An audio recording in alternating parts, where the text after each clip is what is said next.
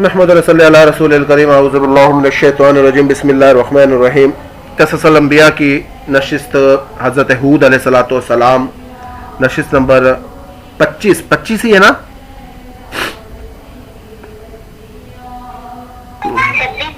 ہاں 26 ٹھیک ہے 26 نشست نمبر 26. قحط کا عذاب. جب ہر طرح کی نصیحت سے قوم باز نہ آئی، ہمیشہ پیغمبر کی نافرمانی کرتے رہے، خدا کی نافرمانی کی وجہ سے ان پر بارش بند ہو گئی، فصل اور باغات جل گئے، اور پروردگار عالم جل جلالہ نے اتنا مہربان ہے کہ اس زمانے میں کفار بھی جب خانہ کعبہ میں جا کر التجا کرتے تھے تو اللہ تعالیٰ ان کی فریاد بھی سن لیتا تھا. تو قوم عاد کے بڑے بڑے رئیس 70 آدمی قربانیاں لے کر مکہ مکرمہ روانہ ہوئے. بارش کے واسطے دعا کے لیے یہ لوگ منزل قطار کر کے مکہ مکرمہ پہنچے. وہاں معاویہ بن بکر کے گھر اترے. عرب کے لوگ مہمان نواز ہیں، وہاں اس دور میں بھی ایک معاویہ بن بکر تھا، اس کے گھر اترے کہ وہ لوگ بڑے مہمان نواز ہیں جی، بڑا چلو جب لوگ آئے ہیں مکے میں آئے ہیں دعا کرنے کے لیے، ہم جانتے ہیں مسلمانوں کا اللہ سنتا ہے. تو قوم عاد والے ادھر پہنچ گئے. تو جی کہا کس کے پاس ٹھہرے؟ تو جی پتہ چلا جی معاویہ بن بکر کے پاس ٹھہرتے ہیں. تو معاویہ بن بکر کے گھر اترے. عرب کے لوگ مہمان نواز تھے، وہاں تمام و شراب کی ضیافتیں شروع ہو گئی. مجلس عیش و عشرت اور گانے بجانے میں اپنی قوم کی تکلیف بھول گئے. معاویہ ہمیشہ کے مہمانوں سے تنگ آ گیا اور سوچنے لگا اشارے کناریوں سے اگر انہیں سمجھاتا ہوں تو مجھے بخیل اور کنجوس سمجھیں گے. آخر گانے والیوں کو ایک ایسی غزل سکھائی جس کا مطلب اور ترجمہ یہ ہے کہ اپنی قوم کی مصیبتوں سے غافل ہو رہے ہو اور برسات کی دعا سے کاہل ہو گئے. اور جب عادیوں نے یہ غزل سنی تو ان کو اپنی قوم کی تکلیفیں یاد آ گئی، پھر ایک دوسرے کو ملامت کرنے لگے اور غفلت پر نادم ہوئے.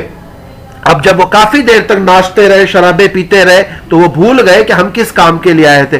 تو معاویہ بن بکر نے سوچا کہ یار اگر میں انہیں ایسے منع کروں گا تو یہ سمجھیں گے جی میں کنجوس ہوں، کھانے پینے کی وجہ سے ان پر یہ ٹوک لگا رہا ہوں. تو انہوں نے سوچا کہ چلو جی ان کو تھوڑا سا ایسا کرتے ہیں. اس ناچنے والیوں کو بلایا، بولا جی میں تمہیں غزل بتاتا ہوں، وہ غزل تم پڑھو. اس غزل کے اشعار یہ تھے کہ تم اپنے مصیبت کے لیے آئے تھے اللہ سے دعا کرنے، تم تو اپنی منموڈی میں لگ گئے ہو، تم یہ کیا کر رہے ہو. تو انہوں نے اپنے آپ پر ندامت ہونے لگی.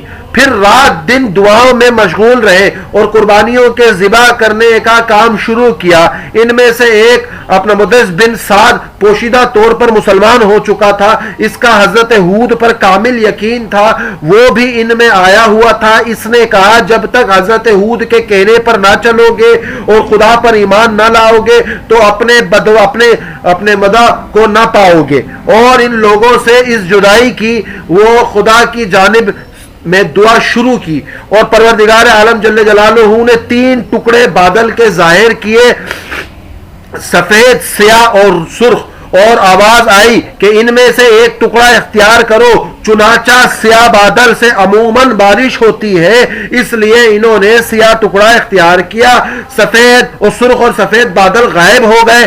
غیبی آواز آئی کہ یہ سیاہ ناگ ہے، باقی نہ چھوڑے گا. قوم عاد کو پروردگار عالم نے سیاہ بادل کو ملک عاد کی طرف روانہ کیا. جو عادیوں نے سیاہ بادلوں کو دیکھا تو خوشی سے جھوم اٹھے اور دھوم دھوم ہو گئی کہ چلو جی اب تو بارش برسے گی اور اس سے باران رحمت ہوگی ہمارے اوپر، ہماری امید کا باغ پر ہو جائے گا، اب تمنا کا درخت شاداب ہوگا. جب بادل آیا تو کافر حضرت ہود سے اپنا تمثیر کرنے لگے کہ جب حضرت ہود نے عذاب الہی دیکھا تو 4000 مسلمان جو آپ علیہ السلام کے ساتھ تھے ان کے لیے اپنی انگلی سے مدد دائرہ بنایا اور مسلمانوں کو اس دائرے کے اندر بٹھایا اور فرمایا جو کوئی اس دائرے کے اندر رہے گا وہ قہر الہی سے بچا رہے گا. قوم عاد کو ابر کو دیکھ کر جمع ہو گئے. کہ چلو جی بارش آئی ہے, ہمارے بڑوں نے مکے میں جا کے دعائیں کی ہیں, وہ جمع ہو گئے, اپنے اہل عیال کو لے کر بادل کے نیچے گئے. پہلے تو اس بار اپنا اس باد سرسر نے ان کے مردوں اور عورتوں اور چوپائیوں کو زمین سے اڑا کر آوارہ کیا اور ہواؤں میں اڑا دیا, اور نہایت ہی زور سے زمین پر پٹک پٹک کر پارا پارا کر دیا. باقی جو مانند لوگ اس عذاب کو دیکھ رہے تھے وہ سارے کے سارے اپنے گھروں میں پوشیدہ ہو گئے, چھپ گئے, اور بعض کو تو دیواروں کے گرنے سے ہلاک کر دیا گیا, اور بعض باہر بھاگ کر چھپنے لگے, اور کافی النار ہوئے. تو ان پر مسلمانوں پر کہر الہی کو جو ان پہ آیا عذاب وہ جو ان کی طرف آئے, اور مسلمانوں پر وہ کہر الہی کی ہوا نسیم متعدل بن گئی. قوم عاد مکانوں میں باعث سمت نست و نابود ہو گئے, ختم ہو گئے. اور اللہ نے پھر قرآن میں فرمایا عادیوں نے ہود کو جھٹلایا, پس ہم نے انہیں ہلاک کر دیا. ان کے پیچھے لعنت پڑی, یعنی کہ ایسی ان پر اللہ کی عذاب کی لاٹھی پڑی, اور قیامت کے دن بھی خبردار ہو جائے. عادی نافرمان ہوئے, اور قوم عاد کا قافلہ مکہ مکرمہ میں گیا. شاہ عبدالعزیز محدث دہلوی رحمۃ اللہ علیہ نے اپنی تفسیر فتح العزیز میں یوں بیان کیا ہے کہ قوم عاد کے 70 آدمی جب مکے میں بارش مانگنے کے واسطے گئے تو قوم عمالقہ وہاں آباد تھی. اس وقت مدرسس کی قوم غالب تھی. جب یہ عادی وہاں پہنچے تو اپنا مطلب بیان کیا, اور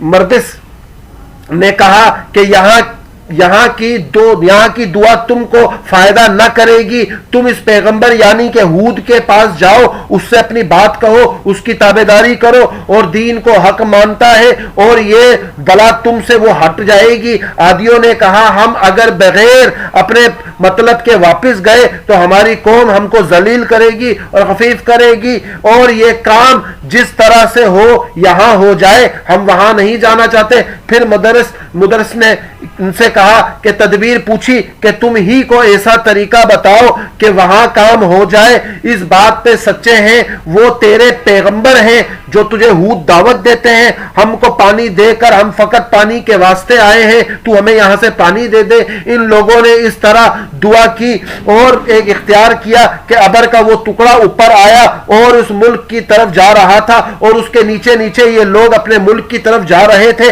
کہ جی ہم نے تو دعا کر لی مکے میں, اب دیکھو اللہ نے بادل بھی دے دیا ہے اور وہ آ بھی رہا ہے ہمارے ساتھ. حضرت ہود علیہ السلام نے لوگوں کو کہا یہ بادلی نہیں, یہ بلا ہے جسے تم بادل سمجھ رہے ہو, عذاب الہی ہے. حضرت ہود نے کہا اب بھی وقت باقی ہے, میرا کہنا مان لو, خدا کی وحدانیت پر ایمان لے آؤ اور بت پرستی کو چھوڑ دو. لوگوں نے کہا ابر میں کیسی بلا ہو سکتی ہے. حضرت ہود نے کہا اس میں آندھی اور طوفان ہے, اس میں ہوا چلے گی اور تمہارے مکانوں کو تو وہ نست و نابود کر دے گی. قوم ہود کا انجام. اور اس کے بعد لوگوں نے جواب دیا کہ تم ہمارے زوراور قوم کو شاید نہیں جانتے, ہم بڑے لوگ ہیں, تم اسے ڈراتے ہو ہوا سے کہ اس کی شدت اور تندرستی, ہمیں ڈراتے ہو. اس گفتگو میں مشغول تھے کہ ابرن کے شہر کے کناروں پر پہنچا اور بارشی طوفانی ہوا چلنا شروع ہو گئی. حق تعالی شانو نے بعد اعظم کو چوتھے طبقے زمین سے اس باران کے بادل کو ایک بیل کی ناک کے برابر چھوٹے سے سوراخ جتنی جگہ سے چھوڑا تھا جو قوم عاد پر مسلط کر دی گئی. وہ ان فرشتوں کے قابو سے بے قابو ہو کر نکل گئی جو ہوا پر معمور فرشتے نگہبان تھے. یہ ہوا ان کے کنٹرول میں نہیں آ رہی تھی. اللہ نے ان کو ہوا کو حکم دیا, وہ ایک بیل کی ناک کے برابر نکل آئی اور فرشتے اسے قابو کرنا چاہ رہے تھے مگر نہیں کر پا رہے تھے. ہوا پر فرشتوں کی نگرانی اس لیے تھی کہ وہ صرف بے گناہ کو ہلاک نہ کرے, باقی ان سارے عادیوں کو ہلاک کر دے. فرشتے اسے قابو کرنا چاہتے تو ہوا پھر ان کی گرفت سے نکلتی. اس ہوا کی تندی اور شدت کو دیکھ کر عادی لوگ اپنے مضبوط اور مستحکم مکانوں میں گھس گئے اور مضبوط سینوں سے آپس میں ایک دوسرے کو باندھ لیا, اپنے جانوروں کو مضبوط زنجیروں سے باندھ لیا اور گھر والوں کو اونٹنیوں کے گچڑوں میں بٹھا کر باندھ لیا. لیکن اس قہر ہوا نے اونٹوں کو کچیڑ دیا اور سمیت اٹھا کر زمین پر پٹک دیا اور اور طرح طرح سے ان لوگوں کو اڑا اڑا کر مارتی رہی. اللہ تعالی شانہ نے ان لوگوں پر ایسا قہر نازل فرمایا جو ان کی پہلوانی کے مناسب تھا, یعنی کہ جو لوگ اپنی پہلوانی پر بڑا شور و شراب کرتے تھے ان کو اب اٹھا اٹھا کر پٹخا جا رہا تھا. وہ لوگ پہلوان تھے, خدا نے ان کو پہلوانی کا مظاہرہ دکھایا کہ دیکھو تمہاری پہلوانیاں کسی کام کی نہیں, ہم جب تمہیں تباہ کرنے پر آئیں گے کوئی تمہیں بچا نہ سکے گا. حضرت نوح علیہ السلام کے طوفان کا پانی عادیوں کے واسطے ہوا, موکل فرشتوں کے اختیار سے باہر نکل گئی تھی. یہ ہوا شوال کی 22 تاریخ بدھ کی صبح سے شروع ہوئی اور پوری شدت کے ساتھ 29 تاریخ کی شوال کے بدھ کے آخری دن تک, یعنی کہ آفتاب کے غروب تک اپنی شدت کے ساتھ رات کے 8 دن مسلسل عذاب عادیوں پر رہا. چنانچہ ابن جریر رحمت اللہ علیہ نے, دوسرے مفسرین نے روایت کی ہے کہ وہ لوگ اتنے طاقتور تھے کہ باوجود اتنی شدت کی ہوا کے بھی اٹھا اٹھا کر مارتی رہی, پھر بھی 7 دن تک زندہ رہے. 8ویں دن بدھ کو سب جان سے ہاتھ دھو بیٹھے اور لاشیں کی اڑا کر زمین پر پٹخ دیا, اور اس طرح سے ان لوگوں پر عذاب کیا گیا, عذاب دیا گیا. کون؟ اتنی طاقتور قوم, دندناتی ہوئی قوم. پیغام الہی تھا یہ ان کے لیے کہ یہ تمہاری طاقت کسی کام نہیں آنی تم لوگوں کے. یہ حسن, یہ طاقت, یہ دلیری, یہ بہادری, یہ تمہاری چالاکیاں, یہ علم کچھ کام نہیں آئے گا. حضرت ہود علیہ السلام نے لطف اور مہربانی کے ساتھ اپنی قوم کو خدا کی وحدانیت پر ایمان لانے کی ترغیب دی تھی, اور اسی لازوال نعمتوں کو یاد دلایا اور آئندہ کے لیے بہترین کا وعدہ کیا. خدا کے برگزیدہ بندے جس کسی نیک خوبی کو کرتے ہیں یا اور لوگوں کی طرف دعوت دیتے ہیں تو ان کا مقصد اللہ کی طرف بلانا, اللہ کی بڑائی کرنا تھا اور سیدھا راستہ دکھانا کے لیے نصیحت فرماتے. غور اور چشموں اور بدعنیوں کے تقصیر اور تخصیص میں پرواہ نہیں کرتے کہ لوگ انہیں کیا بولتے ہیں, کیونکہ ان کا تو مین مقصد اللہ کی طرف بلانا لوگوں کو ہوتا ہے. امر حق سے منہ موڑ لے, ناراض ہو کر خیر خواہی اور نصیحت کو چھوڑ دیں, بلکہ بلند اخلاق, نرمی اور مہربانی کے ساتھ روحانی مریضوں کے علاج میں مشغول رہتے ہیں, اور اپنی نصیحت اور اغلاط اور نیک اور خواہی کے لیے قوم سے کسی کے نفع اور مزدوری کی خواہش مند نہیں ہوتے. جیسا کہ حضرت ہود نے فرمایا کہ میں تم سے کوئی معاوضہ تھوڑی مانگتا ہوں, میں تو ایک کام کے لیے آیا ہوں جس کے لیے مجھے بھیجا گیا ہے, یعنی میں نہیں مانگتا اس تبلیغ پر کوئی مزدوری, میرا اجر صرف اللہ پر ہے, وہ دے گا مجھے اجر.